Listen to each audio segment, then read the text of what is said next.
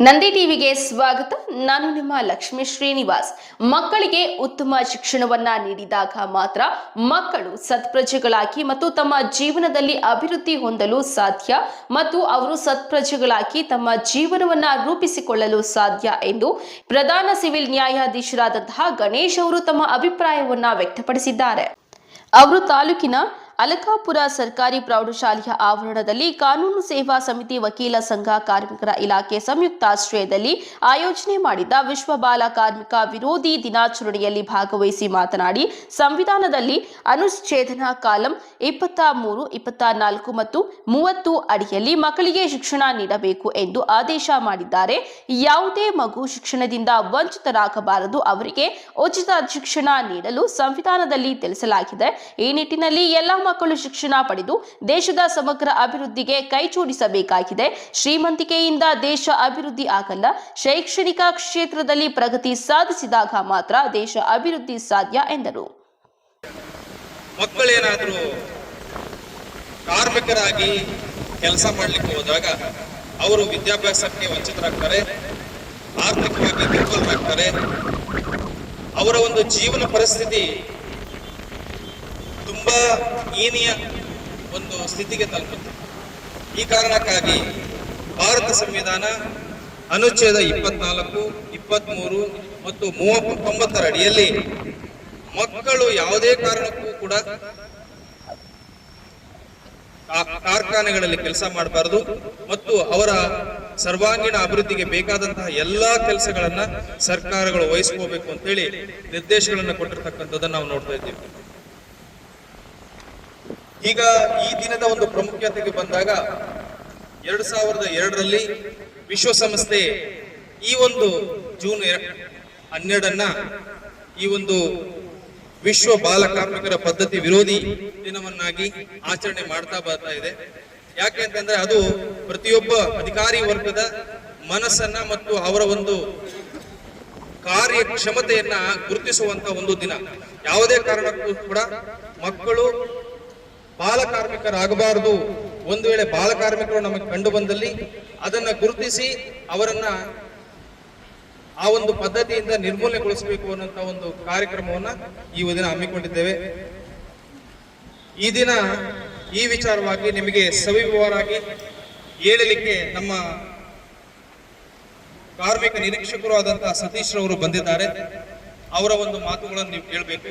ಅವರು ವಿವರವಾಗಿ, ಯಾಕೆಂತಂದ್ರೆ ಅವರು ಸೂಟೇಬಲ್ ಪರ್ಸನ್ ಈ ಒಂದು ವಿಚಾರವಾಗಿ ಮಾತಾಡ್ಲಿಕ್ಕೆ ಅವರು ಸರಿಯಾದಂತಹ ವ್ಯಕ್ತಿ. ಅವರ ಮಾತುಗಳನ್ನ ಕೇಳಿ ನಿಮ್ಮ ಸುತ್ತಮುತ್ತ ಎಲ್ಲಿಯಾದರೂ ಮಕ್ಕಳು ಕೆಲಸ ಮಾಡ್ತಾ ಇರ್ತಕ್ಕಂಥ ತಮ್ಮ ಗಮನಕ್ಕೆ ಬಂದಲ್ಲಿ ಇಲ್ಲಿ ಕೂತಿರ್ತಕ್ಕಂಥ ಯಾವುದೇ ಅಧಿಕಾರಿ ವರ್ಗಕ್ಕೆ ನೀವು ತಿಳಿಸ್ಬೋದು. ನಾವು ಸರಿಯಾದಂತ ಒಂದು ಆಕ್ಷನ್ ಅನ್ನು ತಗೋತೀವಿ ಅಂತ ಹೇಳ್ತಾ, ಅದರಲ್ಲೂ ಪ್ರಮುಖವಾಗಿ ನ್ಯಾಯಾಲಯದಲ್ಲಿ ಇರ್ತಕ್ಕಂಥ TLSA ಆಗ್ಬೋದು ಮತ್ತು ನಮ್ಮ ವಕೀಲರ ಸಂಘ ಆಗ್ಬೋದು ತುಂಬಾ ಶಕ್ತಿಯುತವಾಗಿರ್ತಕ್ಕಂಥ ಒಂದು ಕಾರ್ಯಕ್ರಮ ಕೆಲಸಗಳನ್ನ ಮಾಡ್ತೇವೆ.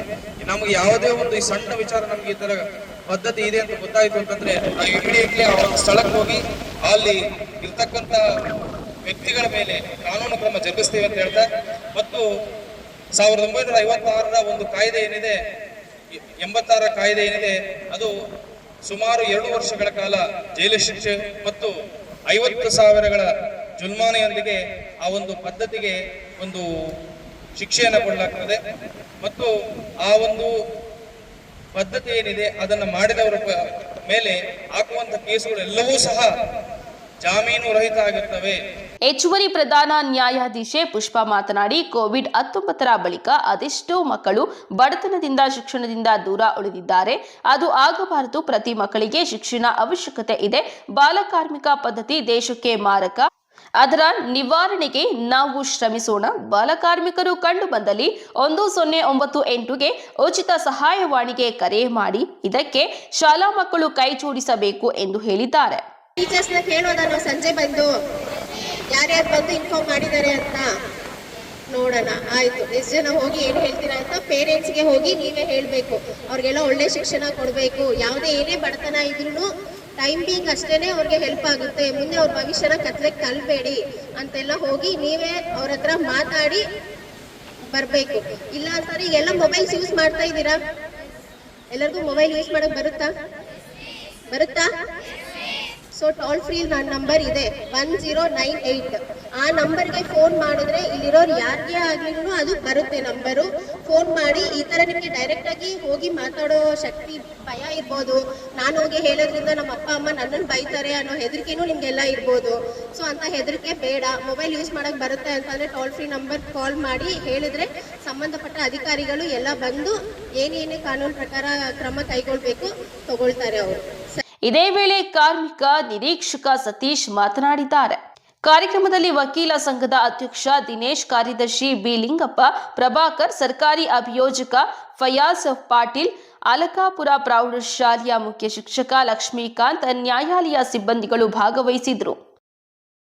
ಚಿಂತಾಮಣಿ ತಾಲೂಕಿನ ಕೈವಾರ ಹೋಬಳಿಯ ಕೈವಾರ ಗ್ರಾಮದಲ್ಲಿ ಸರ್ವೆ ನಂಬರ್ 185ಕ್ಕೆ ಸೇರಿರುವಂತಹ 7 ಎಕರೆ ಸ್ಮಶಾನ ಭೂಮಿಯನ್ನ ಕಂದಾಯ ಇಲಾಖೆ ಅಧಿಕಾರಿಗಳು ಮತ್ತು ಸರ್ವೆ ಇಲಾಖೆ ಅಧಿಕಾರಿಗಳು ಒತ್ತುವರಿಯನ್ನ ತೆರವು ಮಾಡಿಸಿಕೊಡುವಲ್ಲಿ ಯಶಸ್ವಿಯಾಗಿದ್ದಾರೆ. ಚಿಂತಾಮಣಿ ತಾಲೂಕಿನ ಕೈವಾರ ಹೋಬಳಿಯ ಕೈವಾರ ಗ್ರಾಮದ ಸರ್ವೆ ನಂಬರ್ 185ಕ್ಕೆ ಸೇರಿರುವ 7 ಎಕರೆ ಸ್ಮಶಾನ ಜಮೀನನ್ನ ಒತ್ತುವರಿ ಮಾಡಿಕೊಂಡಿದ್ದು, ಜಮೀನು ಗುರುತಿಸಿಕೊಡುವಂತೆ 6 ವರ್ಷಗಳ ಹಿಂದೆ ತಾಲೂಕು ಕಚೇರಿಗೆ ಅರ್ಜಿಯನ್ನ ಸಲ್ಲಿಸಿದ್ದು, ಅಧಿಕಾರಿಗಳು ಸರ್ವೆ ಮಾಡಲು ಹೋದಾಗ ಕೆಲವು ಕಾರಣಾಂತರಗಳಿಂದ ಸರ್ವೆ ಕಾರ್ಯ ಸ್ಥಗಿತಗೊಂಡಿತ್ತು. ಗ್ರಾಮ ಪಂಚಾಯಿತಿ ಸದಸ್ಯರಾದ ದೇವರಾಜು ಎಂಬುವವರು ತಾಲೂಕು ದಂಡಾಧಿಕಾರಿಗಳಾದ ಸುದರ್ಶನ್ ಯಾದವ್ ಅವರ ಜೊತೆ ಮಾತನಾಡಿ, ಸುಮಾರು ಜನರಿಗೆ ತೊಂದರೆ ಆಗುತ್ತಿರುವುದರಿಂದ ಆದಷ್ಟು ಬೇಗ ಸರ್ವೆ ಕಾರ್ಯ ಮಾಡಿಕೊಡಬೇಕೆಂದು ಕೇಳಿದಾಗ ತಕ್ಷಣ ಅಧಿಕಾರಿಗಳು ಆಜುಬಾಜು ಜಮೀನುದಾರರಿಗೆ ನೋಟಿಸ್ ನೀಡಿ ಈ ದಿನ ಸರ್ವೆ ಕಾರ್ಯ ನಡೆಯಲು ಎಲ್ಲರೂ ಸಹಕರಿಸಿ ಸರ್ವೆ ಕಾರ್ಯ ಯಶಸ್ವಿಯಾಗಿ ನಡೆಯುವುದಕ್ಕೆ ಸಹಕಾರ ಮಾಡಿಕೊಟ್ಟು ಅಧಿಕಾರಿಗಳಿಗೆ ಧನ್ಯವಾದಗಳನ್ನು ತಿಳಿಸಿದ್ದಾರೆ. ಚಿಂತಾಮಣಿ ತಾಲೂಕು ಕೈವಾರ ಹೋಬಳಿ ಕೈವಾರ ಗ್ರಾಮಕ್ಕೆ ಇವತ್ತು ನಾವು ಸರ್ವೆ ಮಾಡಲು ಬಂದಿದ್ದೀವಿ. ಸರ್ವೆ ಮಾಡುವ ಉದ್ದೇಶ ಏನಂತ ಹೇಳಿದ್ರೆ, ಈವನ ಗ್ರಾಮಸ್ಥರು ಅದು ಗ್ರಾಮ ಪಂಚಾಯತ್ ಅಧ್ಯಕ್ಷರು 6 ವರ್ಷದ ಹಿಂದುಗಡೆ ಒಂದು ಅರ್ಜಿಯನ್ನು ಸಲ್ಲಿಸಿದ್ರು. ಆ ಅರ್ಜಿಯಲ್ಲಿ ಏನಂತ ಹೇಳಿದ್ರೆ, ಈ ಕೈವಾರ ಗ್ರಾಮದ ಸರ್ವೆ ನಂಬರ್ 418 ಸ್ಮಶಾನ ಜಾಗವಾಗಿತ್ತು. ಇದರಲ್ಲಿ ಹಲವಾರು ಜನ ಪಕ್ಕದ ಆಜುಬಾಜುದಾರರು ಒತ್ತುವರಿ ಮಾಡಿದರು. ಒತ್ತುವರಿ ಮಾಡೋದ್ರಿಂದ ಇಲ್ಲಿರುವ ಸ್ಮಶಾನ ಜನರಿಗೆ ಏನಾದರೂ ತೀರು ಹೋದರೆ ಅವರಿಗೆ ಉಳಕ್ಕೆ ಅಂಥ ಸಮಸ್ಯೆ ಮಾಡೋದು ಕಷ್ಟ ಆಗ್ತಾಯಿತ್ತು ಅಂತ ಹೇಳಿದರು. ಅದರಿಂದ ಇವತ್ತು ಈ ಒತ್ತುವರಿದಾರರಿಗೆಲ್ಲ ಒಂದು ನೋಟಿಸನ್ನು ಜಾರಿ ಮಾಡಿ ಗಡಿಗಳನ್ನು ಗುರುತಿಸಿ ಕಲ್ಲುಗಳನ್ನು ಹಾಕಿರ್ತೀವಿ. ಇನ್ನು ಮುಂದಿನ ದಿನಗಳಲ್ಲಿ ಈ ಒತ್ತುವರಿಯನ್ನು ಮಾನ್ಯ ತಹಸೀಲ್ದಾರ್ ಆದೇಶದಂತೆ ತೆರವುಗೊಳಿಸ್ತೀವಿ. ಗ್ರಾಮ ಪಂಚಾಯಿತಿ ವ್ಯಾಪ್ತಿಯ 418 ಸರ್ವೆ ನಂಬರಲ್ಲಿ ಸಾರ್ವಜನಿಕರ ಸ್ಮಶಾನದ ವತಿಯಿಂದ ಒಂದು ಅರ್ಜಿ ಹೋಗಿತ್ತು. 2021ರಲ್ಲಿ ತಹಸೀಲ್ದಾರು ಮತ್ತು ನಮ್ಮ RI ಅವರಿಗೆ ಒಂದು ಅರ್ಜಿ ಕೊಟ್ಟಿದ್ರಿ. ಆಗಿನಿಂದ ಸರ್ವೆ ಆಗಲಿಲ್ಲ, ಕಾರಣಾಂತರ ಸರ್ವೆ ಆಗಲಿಲ್ಲ. ಈಗ ಇವತ್ತು ಸರ್ವೆ ಬಂದಿದ್ದಾರೆ. ನಮಗೆ ಇಲ್ಲಿ ಸುಮಾರು ಅಕ್ಕಪಕ್ಕದಲ್ಲಿ ಒಂದು ಸ್ವಲ್ಪ ಎಲ್ಲ ಅಕ್ವೈರಿ ಮಾಡಿದರು. ಆದರೆ ಯಾವುದೇ ಥರ ಏನು ಗಲಾಟೆ ತೊಂದರೆ ಏನು ಮಾಡ್ದಿರ ಅವರು ಸ್ವಯೋಚಿತವಾಗಿ ಅವರು ಬಿಟ್ಟುಕೊಟ್ಟಿದ್ದಾರೆ ಜಮೀನುಗಳು. ಅವ್ರಿಗೆ ನಾವು ತುಂಬ ಹೃದಯದಿಂದ ನಾವು ಧನ್ಯವಾದ ಹೇಳೋಕ್ಕೆ ಇಷ್ಟಪಡ್ತೀನಿ.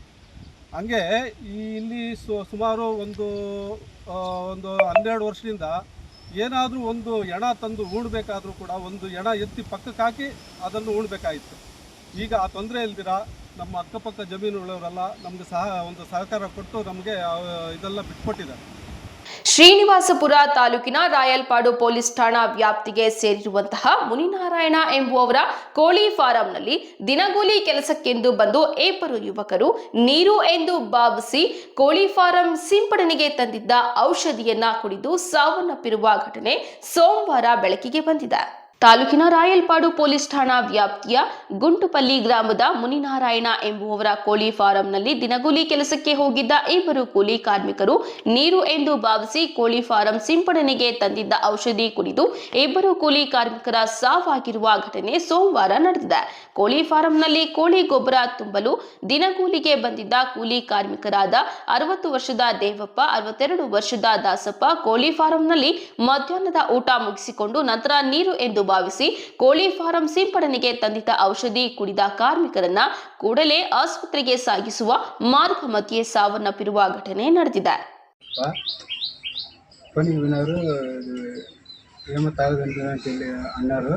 అది మాకు సరిగ్గా తెలియదు. అదేమో తెలియదు. మేము ఊర్లో లేము, బయట తింటున్నాం పనికి. ఇట్లా చెప్పి వచ్చిన దానికి నాకు తెలిసింది. వైఫ్ పేరు దాసప్ప, ఆయన చనిపోయినాడు అని నా ఫోన్ వేసి మా ముందు వచ్చినాము. అది ఎట్లా తెలియదు. ಬಂದ್ಪಲ್ಲಿ ಕೆಲ್ಸಕ್ಕೆ ಹೋಗಿದ್ದೆ. ನಮ್ಗೆ 10 ಗಂಟೆಗೆ ಫೋನ್ ಮಾಡಿದ್ರು. ಶ್ರೀನಿವಾಸಪುರದಲ್ಲಿ ಹಾಕೊಂಡಿದ್ದು, ಇದು ರಾಯಲಪಾಡಲ್ಲಿ ಹಾಕೊಂಡಿದ್ದೆ ಅಂತ. ರಾಯಲಪಾಡಕ್ಕೆ ಬಂದ್ವಿ. ಇದು ಮತ್ತೆ ಶ್ರೀನಿವಾಸಪುರಕ್ಕೆ ಹೋದ್ವಿ. ಅಲ್ಲಿ ಹೋಗೋ ಮಟ್ಟಿಗೆ ನಮ್ಮ ತಂದೆ ಬಾಡಿ ಕೊಟ್ಟರು. ಅಷ್ಟೇ ಸರ್ ನಮಗೆ ಗೊತ್ತಾಗಿದೆ. ಏನಾಗಿದೆ? ನಮ್ಗೇನು ಹೇಳಿದೆ ಸರ್, ಇದ್ರ ಬಗ್ಗೆ ಏನು ಹೇಳ್ತೀರಾ ನೀವು? ಅವಲ್ಲಿ ಹೋಗಿದ ತಕ್ಷಣ ಕೇಳಿದ್ರು ಪಾಯ್ಸನ್ ಕುದ್ದೀರಾ ಅಂತ. ಬಸ್ ಪ್ರಯಾಣಿಕರಾದಂತಹ ನರಸಿಂಹಯ್ಯ ಅವರು 27,000 ನಗದು ಮತ್ತು ಲ್ಯಾಪ್ಟಾಪ್ ಅನ್ನ ಬಸ್ನಲ್ಲೇ ಮರೆತು ಹೋಗಿರುತ್ತಾರೆ. ಇದನ್ನ ಕಂಡ ಕಂಡಕ್ಟರ್ ಆದಂತಹ ಬಹದ್ದೂರ್ ಸಾಬ್ ಮತ್ತು ಚಾಲಕ ಲಕ್ಷ್ಮೀ ನರಸಿಂಹಯ್ಯ ಅವರು ಡಿಪೋ ಮ್ಯಾನೇಜರ್ ಆದಂತಹ ಶ್ರೀನಿವಾಸ ಮೂರ್ತಿ ಅವರಿಗೆ ಹಿಂತಿರುಗಿಸಿರುತ್ತಾರೆ. ಇದನ್ನ ಪ್ರಯಾಣಿಕರಿಗೆ ಕೊಡಿ ಎಂದು ಹೇಳಿದಾಗ ಮಾನವೀಯತೆಯನ್ನ ಮೆರೆದ ಚಾಲಕ ಮತ್ತು ಕಂಡಕ್ಟರ್ ಅವರ ಬಗ್ಗೆ ಮೆಚ್ಚುಗೆಯನ್ನ ವ್ಯಕ್ತಪಡಿಸಿ ಪ್ರಯಾಣಿಕರಿಗೆ ತಮ್ಮ ಲ್ಯಾಪ್ಟಾಪ್ ಮತ್ತು 27,000 ನಗದನ್ನ ಹಿಂತಿರುಗಿಸಿದ್ದಾರೆ. ಡಿಪೋ ಘಟಕಕ್ಕೆ ಸೇರಿದ ಕರ್ನಾಟಕ ರಾಜ್ಯ ರಸ್ತೆ ಸಾರಿಗೆ ಸಂಸ್ಥೆ ಬಸ್ ಚಿಕ್ಕಬಳ್ಳಾಪುರದಿಂದ ಬಾಗೇಪಲ್ಲಿಗೆ ಕೆಎಸ್ಆರ್ಟಿಸಿ ಬಸ್ನಲ್ಲಿ ಸೋಮವಾರ ಪ್ರಯಾಣ ಮಾಡುತ್ತಿದ್ದ ಪ್ರಯಾಣಿಕ ನರಸಿಂಹಯ್ಯ ಎಂಬುವವರು ತಮ್ಮ ಲ್ಯಾಪ್ಟಾಪ್ ಮತ್ತು 27,000 ನಗದನ್ನ ಬಸ್ನಲ್ಲಿಯೇ ಮರೆತು ಹೋಗಿರುತ್ತಾರೆ. ಇದನ್ನ ಮನಗಂಡ ನಿರ್ವಾಹಕ ಬಹದ್ದೂರ್ ಸಾಬ್ ಮತ್ತು ಚಾಲಕ ಲಕ್ಷ್ಮೀ ನರಸಿಂಹಯ್ಯ ಅವರು ಪಟ್ಟಣದ ಹೊರವಲಯದ ಬಸ್ ಘಟಕದ ಭದ್ರತಾ ಸಿಬ್ಬಂದಿಗೆ ನೀಡಿ ವಾರಸುದಾರರನ್ನ ಪತ್ತೆ ಮಾಡಿ ಹಿಂತಿರುಗಿಸಲು ತಿಳಿಸಿರುತ್ತಾರೆ. ಅದರಂತೆ ಆ ಸಾಮಗ್ರಿಗಳ ವಾರಸುದಾರ ನರಸಿಂಹಯ್ಯ ಅವರು ಪತ್ತೆ ಮಾಡಿ ಘಟಕಕ್ಕೆ ಕರೆಸಿ ಲ್ಯಾಪ್ಟಾಪ್ ಮತ್ತು 27,000 ನಗದನ್ನ ಡಿಪೋ ಮ್ಯಾನೇಜರ್ ಶ್ರೀನಿವಾಸ ಮೂರ್ತಿ ಹಿಂತಿರುಗಿಸಿರುತ್ತಾರೆ.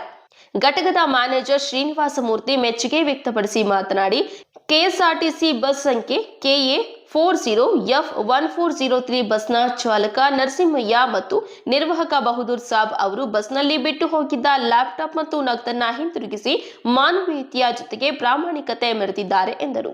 ಸಂಖ್ಯೆ KA40F1403 ಈ ವಾಹನದಲ್ಲಿ ಪ್ರಯಾಣಿಸುತ್ತಿದ್ದಂಥ ಗಿರೀಶ್ ಇವರು ನರಸಿಂಹಯ್ಯ ಅವರು ಬಂದಿರ್ತಾರೆ. ಸದರಿ ಕಳೆದು ಹೋಗಿರ್ತಕ್ಕಂಥ ವಸ್ತುಗಳನ್ನು ಅವರಿಗೆ ತಲುಪಿಸಿದ್ದೇವೆ.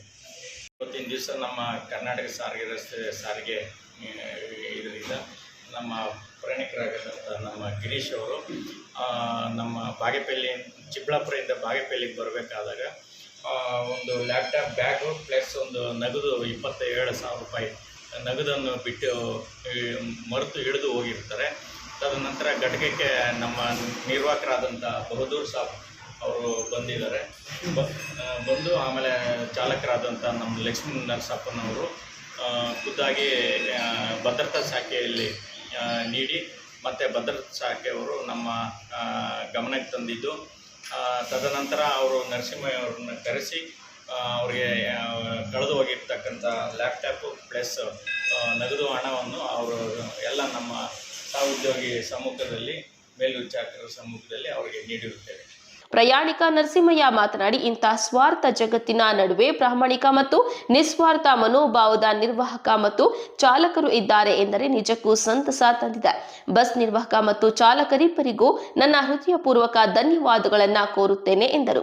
ಈ ಸಂದರ್ಭದಲ್ಲಿ ಲೆಕ್ಕ ಸಹಾಯಕ ಮೊಹಮ್ಮದ್ ಖಾಲಿದ್, ವೇಣುಗೋಪಾಲ, ರವಿ, ಗೂಳೂರು ಶ್ರೀನಿವಾಸ್ ಇತರರು ಇದ್ದರು. ವರದಿ ಗೋಪಾಲರೆಡ್ಡಿ, ನಂದಿ ಟಿವಿ, ಬಾಗೇಪಲ್ಲಿ. ಇದಾಗಿತ್ತು ಇವತ್ತಿನ ವಿಶೇಷ. ಸ್ಥಳೀಯ ಸುದ್ದಿಗಳಿಗಾಗಿ ನೋಡ್ತಾ ಇರಿ ನಂದಿ ಟಿವಿ.